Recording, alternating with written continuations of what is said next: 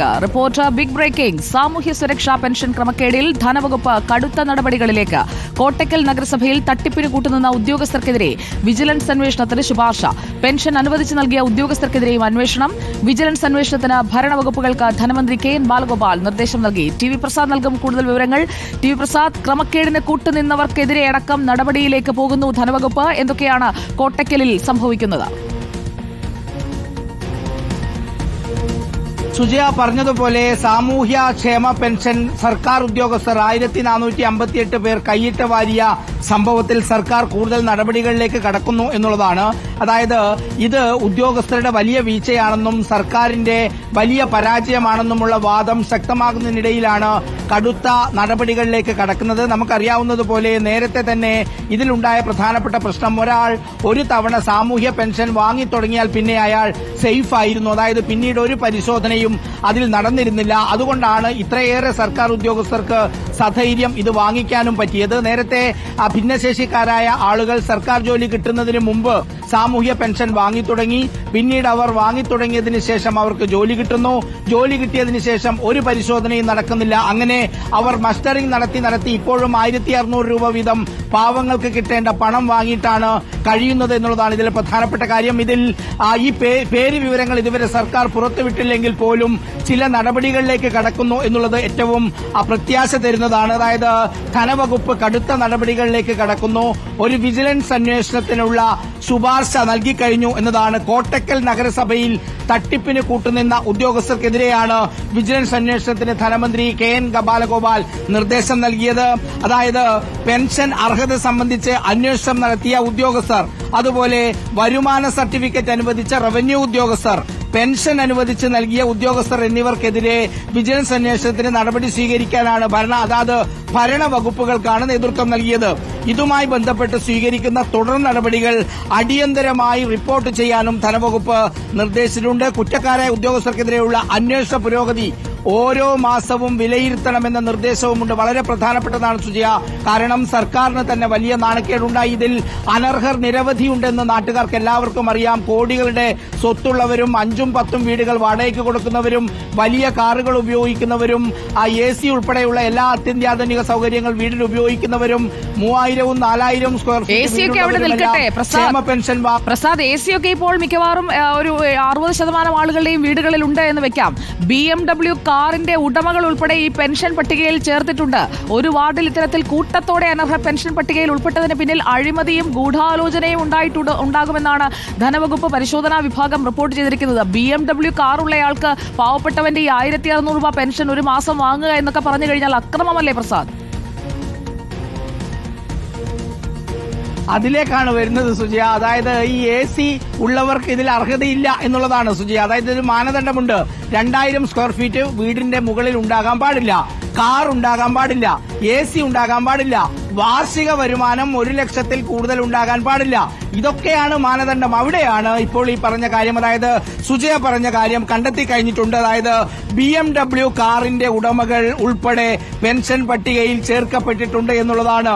കോട്ടക്കൽ നഗരസഭയിലെ 7ാം വാർഡിലെ പെൻഷൻ ഗുണഭോക്താക്കളെ സംബന്ധിച്ച് മലപ്പുറം ധനകാര്യ പരിശോധനാ വിഭാഗം നടത്തിയ അന്വേഷണത്തിന്റെ തുടർച്ചയായാണ് വിജിലൻസിന്റെ അന്വേഷണം വരുന്നത്. അതായത് ഈ കോട്ടക്കലിൽ നടത്തിയ പരിശോധനയിലാണ് വലിയ ക്രമക്കേട്. അതായത് സുജയ, ഇതിലെ കണക്കുകൾ ഇതാണ്. 7ാം വാർഡിലെ 42 ഗുണഭോക്താക്കളുടെ അർഹത സംബന്ധിച്ച് പരിശോധിച്ചു.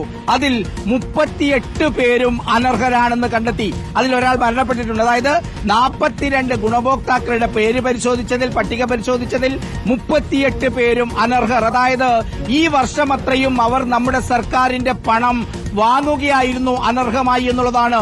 ഇനി അത് തിരിച്ചു പിടിച്ചാൽ മാത്രം പോരെ സുജയ, അതിൽ പലിശയടക്കം തിരിച്ചു പിടിച്ച് ഈ പാവപ്പെട്ട ജനങ്ങൾക്ക് തിരിച്ചു കൊടുക്കാൻ കഴിയണം. ഇപ്പോൾ കൊടുക്കാൻ ബാക്കിയുള്ള കുടിശ്ശിക യഥാർത്ഥ പാവപ്പെട്ടവർക്ക് എത്രയും പെട്ടെന്ന് തിരിച്ചു കൊടുക്കണം എന്നുള്ളതാണ്. ചില ക്ഷേമ പെൻഷൻകാരുടെ വീടുകളിൽ എയർ കണ്ടീഷണർ ഉൾപ്പെടെയുള്ള സുഖ സൗകര്യങ്ങളുണ്ടെന്നും കണ്ടെത്തി. ഭാര്യയോ ഭർത്താവോ സർവീസ് പെൻഷൻ പറ്റുന്നവരും ക്ഷേമ പെൻഷൻ വാങ്ങിക്കുന്നു. സർക്കാർ ഉദ്യോഗസ്ഥർ മാത്രമല്ല, സർക്കാരിൽ നിന്ന് വിരമിച്ചവരും ഈ ക്ഷേമ പെൻഷൻ വാങ്ങിക്കുന്നു എന്നുള്ളതാണ് സുജയ. മിക്കവരുടെയും വീടുകൾ 2000 ചതുരശ്ര അടി തറ വിസ്തൃതിയിലും കൂടുതൽ വലിപ്പമാണെന്നും കണ്ടെത്തി. ഇതെല്ലാം പരിശോധനയിൽ കണ്ടെത്തിയതാണ്.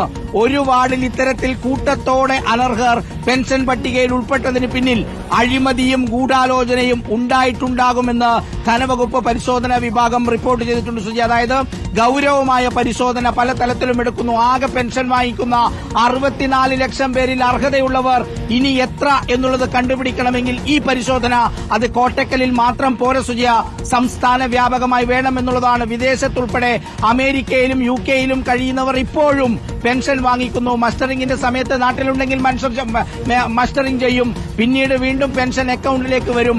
മക്കളുടെ കൂടെയൊക്കെ സുഖമായി വിദേശത്ത് കഴിയുന്നവർക്കും ഈ 1600 രൂപ കൊടുക്കുകയാണ് എന്നുള്ളതാണ്. ഇത് സംബന്ധിച്ച് അതായത് കോട്ടക്കൽ നഗരസഭയിലെ മുഴുവൻ സാമൂഹ്യ സുരക്ഷാ ഗുണഭോക്താക്കളുടെയും അർഹത സംബന്ധിച്ച പരിശോധന നടത്താനും തീരുമാനിച്ചു. അതായത് ഒരു നഗരസഭ പൂർണ്ണമായി എടുക്കുകയാണ്. കോട്ടക്കൽ നഗരസഭ ആദ്യത്തെ സ്പെസിമെൻ എന്ന രീതിയിലായിരിക്കാം സുജയ. എന്തായാലും ഇത് വ്യാപിപ്പിക്കുന്നെന്ന് നമുക്ക് പ്രതീക്ഷിക്കാം. അതിന്റെ അർഹത പരിശോധിക്കുമ്പോൾ അറിയാം എത്ര ശതമാനത്തിലേറെ പേർ അതിൽ അനർഹർ ഉണ്ടെന്ന്. ഇത് സംബന്ധിച്ച് നഗരസഭയ്ക്ക് നിർദ്ദേശം നൽകാൻ തദ്ദേശ സ്വയംഭരണ വകുപ്പിനോട് ആവശ്യപ്പെട്ടു. നഗരസഭ ഇപ്പോൾ ഭരിക്കുന്ന പാർട്ടിക്ക് ഇതിൽ എന്തെങ്കിലും പറയാനുണ്ടോ? വിജിലൻസ് അന്വേഷണത്തിനടക്കം ശുപാർശ ചെയ്തിരിക്കുകയാണ്. ഉദ്യോഗസ്ഥർ മാത്രമായി ഈ തീരുമാനമെടുത്തു എന്ന് കരുതാൻ കഴിയുമോ? രാഷ്ട്രീയ ഇടപെടലുകളും ഉണ്ടായിട്ടുണ്ടാകില്ലേ സംസ്ഥാനത്തിന് പലയിടങ്ങളിൽ ഇങ്ങനെ അനർഹർ ഈ പട്ടികയിലേക്ക് ഉൾപ്പെട്ടതിൽ? ഉറപ്പായും സുജിയ, ഇതൊരു രാഷ്ട്രീയ നേതാക്കളുടെ കൂടി ഒത്തൊരുമയോടുള്ള ഒരു പ്രവർത്തനമാണ് എന്നുള്ളതാണ് സുജിയ. നമുക്ക് തോന്നും ഇത് ഇങ്ങനെയാണെങ്കിൽ അനർഹൻ, അതായത് 5 വീടുള്ളവരും BMW കാർ ഉപയോഗിക്കുന്നവരും മക്കളുടെ കൂടെ വിദേശത്ത് സുഖമായി കഴിയുന്നവർക്കും ക്ഷേമ പെൻഷൻ കൊടുക്കുന്നുവെങ്കിൽ അത് തടഞ്ഞുകൂടെ എന്ന് ചോദിച്ചാൽ അതിനേതെങ്കിലും ഒരു ഉദ്യോഗസ്ഥൻ മുൻകൈയെടുത്താൽ അതിനെ തടയുക അവിടുത്തെ ജനപ്രതിനിധിയോ അല്ലെങ്കിൽ രാഷ്ട്രീയ പാർട്ടി നേതൃത്വവുമാണ്. അതിന് കാരണവുമുണ്ട് സുജിയ. ആ കുടുംബത്തിന്റെ വോട്ട് അവർ ഉറപ്പിക്കുകയാണ് ഈ 1600 രൂപ പെൻഷനിലൂടെ. ഇതേ സ്ഥിതി തന്നെയാണ് നമ്മുടെ റേഷൻ കാർഡിലുമുള്ളത്. ആനുകൂല്യം കിട്ടേണ്ട BPL പട്ടികയിലുള്ള ഒരുപാട് സമ്പന്നർ ഇപ്പോഴുമുണ്ട്. അനർഹരായവർ റേഷൻ കാർഡ് കൈവശം വയ്ക്കുന്നു. അതും റദ്ദ് ചെയ്യാൻ ഈ രാഷ്ട്രീയ പാർട്ടികൾ സമ്മതിക്കില്ല. കാരണം അതും അവരുടെ ഉറച്ച വോട്ടാണ്. ചുരുക്കത്തിൽ സുജയ പറഞ്ഞത് തന്നെയാണ് ഇതിലെ പോയിന്റ്. ഉദ്യോഗസ്ഥർ മാത്രമല്ല സുജയ, ഇതിന്റെ പിന്നിൽ രാഷ്ട്രീയ നേതൃത്വമുണ്ട്. ഇതിൽ വേണ്ടത് ഒരു രാഷ്ട്രീയ തീരുമാനമാണ്. ഇതിൽ കോട്ടക്കൽ നഗരസഭ മാത്രമായി എന്തിനാണ് ധനകാര്യ വകുപ്പ് പിടിക്കുന്നത് എന്ന ചോദ്യത്തിന് മറുപടിയില്ല. നമുക്ക് അത് മലപ്പുറത്തുനിന്ന് വിശദമായി അതിന്റെ വിവരങ്ങൾ എടുക്കേണ്ടി വരും. അവരുടെ പ്രതികരണം കൂടി നിർബന്ധമായി നമുക്ക് എടുക്കണം. എങ്ങനെയാണ് 42 ഗുണഭോക്താക്കളിൽ 38 പേരും അനർഹരാണ് എന്ന നിലയിലേക്ക് കാര്യങ്ങൾ വന്നത്? അങ്ങനെയാണെങ്കിൽ കോട്ടക്കൽ നഗരസഭയിലെ ബഹുഭൂരിപക്ഷം പെൻഷൻ വാങ്ങിക്കുന്നവരും ഈ അനർഹരുടെ പട്ടികയിലേക്ക് വരാനാണ് സാധ്യത. BMW കാർ ഉള്ളവർ ഈ 1600 രൂപ പെൻഷൻ വാങ്ങുന്നു എന്ന് കണ്ടെത്തി എന്നതാണ് പ്രധാനപ്പെട്ട ഒരു കാര്യം. പക്ഷെ സുജിയ, അതിലൊക്കെ നമ്മൾ ഓർക്കേണ്ടത് ഈ സർക്കാർ ഉദ്യോഗസ്ഥർ അതിൽ ഉൾപ്പെട്ടിട്ടുണ്ട് എന്ന് അറിയുന്നതാണ്. പെൻഷൻ വാങ്ങിയവർക്ക് അത് വാങ്ങാൻ കഴിഞ്ഞത് എങ്ങനെയാണ്? നോക്കൂ, TV പ്രസാദിന് ഇങ്ങനെ പോയാൽ ഒരു വരുമാന സർട്ടിഫിക്കറ്റ് കിട്ടുമോ? ഒരു ഏതെങ്കിലും തരത്തിലുള്ള പെൻഷന് ഇപ്പോൾ ഞാൻ പ്രസാദിനെ ഒരു ഉദാഹരണമാക്കി പറയുന്നു എന്നേ ഉള്ളൂ.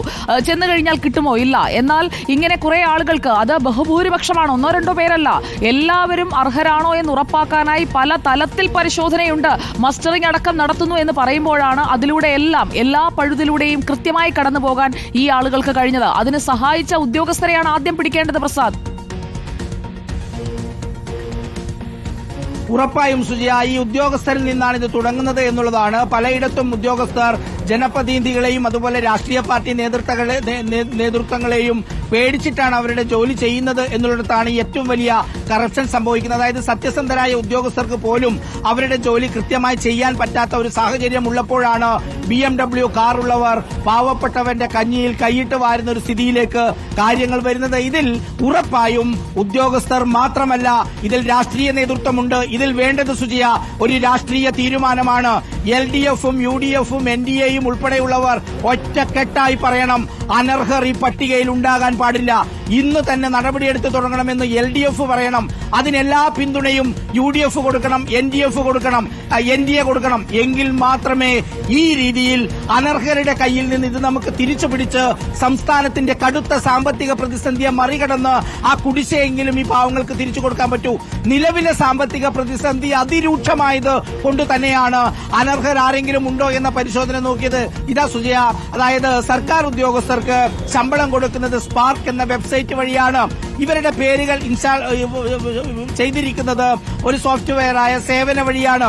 ഇത് രണ്ടും താരതമ്യം ചെയ്തപ്പോഴാണ് അതിൽ ഡ്യൂപ്ലിക്കേഷൻ കണ്ടെത്തിയത്. അതായത് സ്പാർക്കിലുള്ളവർ തന്നെ മറ്റേ അക്കൗണ്ട് വഴിയേയും പണം വാങ്ങിക്കുന്നു. ഇത് രണ്ടും ഒന്ന് താരതമ്യം ചെയ്തപ്പോഴാണ് ഈ 14,568 പേരുടെ പട്ടിക പുറത്തേക്ക് വന്നത്. 14,568 പേരുടെ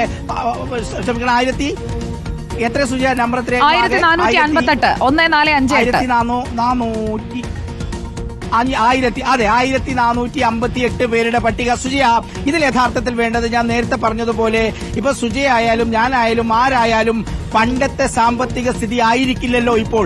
നമ്മൾ ഒരുപാട് മാറിയിട്ടുണ്ടാകും, ഒരുപാട് മുന്നോട്ട് പോയിട്ടുണ്ടാവും. അപൂർവം ചിലർ സാമ്പത്തികമായി നഷ്ടവും സംഭവിച്ചിട്ടുണ്ടാവും. അതായത് പണ്ട് വലിയ സാമ്പത്തികത്തിൽ കഴിഞ്ഞവർക്ക് ഇന്നൊരുപക്ഷെ ഒരു നേരത്തെ ഭക്ഷണം പോലും കഴിക്കാൻ ഗതിയുണ്ടാവില്ല. അത്തരം ആളുകളെ കണ്ടെത്തി ആരാണ് യഥാർത്ഥ അർഹർ, അതായത് ഒരു തവണ പെൻഷൻ വാങ്ങിയാൽ അവർ സേഫായി പിന്നെയും വാങ്ങിക്കൊണ്ടിരിക്കുകയാണ്. അതാണ് ഇതിൽ സംഭവിച്ച ഗുരുതരമായ വീഴ്ച. കാരണം കിട്ടിക്കൊണ്ടിരിക്കുന്ന പെൻഷൻ അവർ അനർഹരാണ് എന്നറിഞ്ഞിട്ടും അത് റദ്ദാക്കാൻ വേണ്ടിയുള്ള ഒരു സമീപനത്തിലേക്ക് സർക്കാർ പോകുന്നില്ല എന്നുള്ളതാണ് ഇതിന്റെ പ്രശ്നം. നേരത്തെ പറഞ്ഞതുപോലെ, സുജയ പറഞ്ഞതുപോലെ, ഇത് ഉദ്യോഗസ്ഥരുടേത് കൈകളിൽ നിൽക്കുന്ന മാത്രം കേസല്ല സുജയ. ഇതിൽ രാഷ്ട്രീയ നേതൃത്വത്തിന്റെ കൈകളുണ്ട്, ഇതിൽ ജനപ്രതിനിധികളുടെ കയ്യിലുണ്ട്. അവരുടെ രാഷ്ട്രീയ തീരുമാനമുണ്ട് എങ്കിൽ BMW കാർ പോർച്ചിലിട്ട് ഈ പറയുന്ന സാമൂഹ്യ പെൻഷൻ അക്കൌണ്ടിലേക്ക് വരുത്തില്ലായിരുന്നു ഇവർ. എല്ലാ ആഡംബരങ്ങളോടും കൂടി ജീവിക്കുന്നവർ ഇവിടുത്തെ പാവപ്പെട്ട മനുഷ്യർക്ക് വേണ്ടിയുള്ള 1,600 രൂപ അവരുടെ അക്കൌണ്ട് വഴി വാങ്ങില്ലായിരുന്നു എന്നുള്ളതാണ് ഇതിൽ ഏറ്റവും പ്രധാനപ്പെട്ട കാര്യം. ഈ അന്വേഷണം സത്യസന്ധമായും കൃത്യമായും മുന്നോട്ട് പോവുകയാണെങ്കിൽ ഒരുപക്ഷെ ഓരോ മാസവും കോടികളുടെ അധിക വരുമാനം സർക്കാരിന് കിട്ടുന്ന നിലയിലേക്ക് കാര്യങ്ങൾ മാറും.